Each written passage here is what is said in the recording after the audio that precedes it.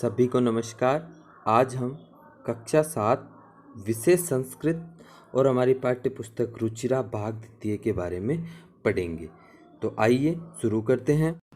आज हम पाठ 3 स्वावलंबन पढ़ेंगे। स्वावलंबन यानी स्वावलंबी या स्वावलंबन, जो कि आदत होती है।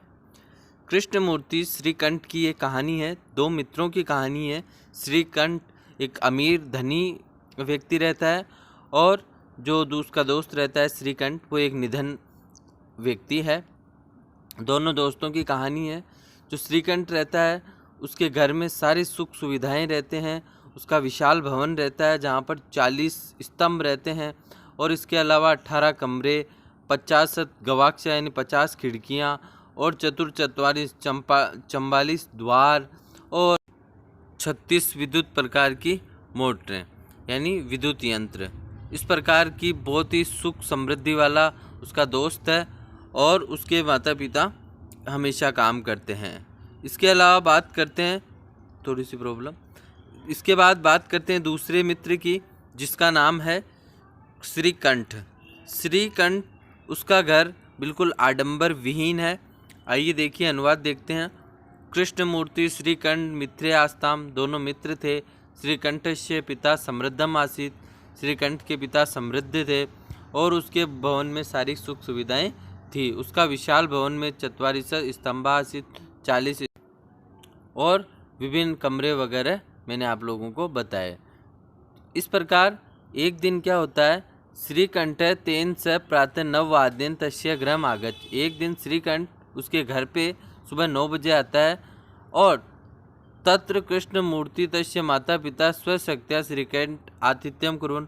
वहाँ पर जो श्रीकंठ के माता पिता रहते हैं वो अपनी शक्ति अनुसार श्रीकंठ का आतिथ्य करते हैं, यानी उसकी मेहमान नवाजी करते हैं। एतद् दृष्ट्वा, ये सब देखकर श्रीकंठ अकथयत्, श्रीकंठ कहता है, क्या कहता है, मित्र, अरे मित्र, यत् बहुताम सत्कारेण, ये तुम्हारे द्वारा जो सत्कार किया गया है।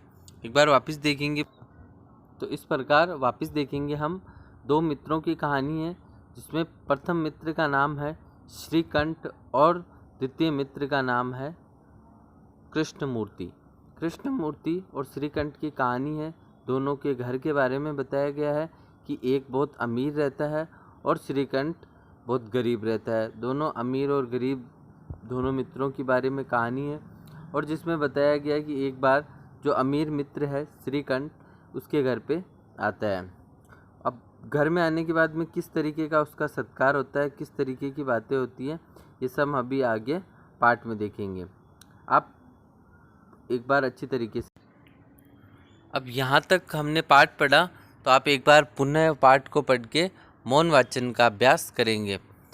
मौन वाचन का अभ्यास अर्थात पुनः वापस पढ़ने का अभ्यास करेंगे और शब्दार्थ के माध्यम से ये आपको और अच्छी तरीके से, उम्मीद करता हूँ, समझ में आएगा। तो आइए अब आगे पढ़ना स्टार्ट करते हैं। श्रीकंठ उसके मित्र से कहता है कि आपके घर पे नौकर अगर कुछ भी नहीं होने पर भी आपका घर इतनी अच्छी तरीके से चल रहा है और मैं आपके आतिथ्यता से स्वीकार हुआ हूँ, यानी मैं बहुत प्रभावित हुआ हूँ आपके इस सत्कार से। तो वैसे कहते हैं कि हमारे नौकर तो ये हाथ पैर वगैरह ही हैं। तो आइए हम पाठ के माध्यम से इसे समझने का प्रयत्न करते हैं।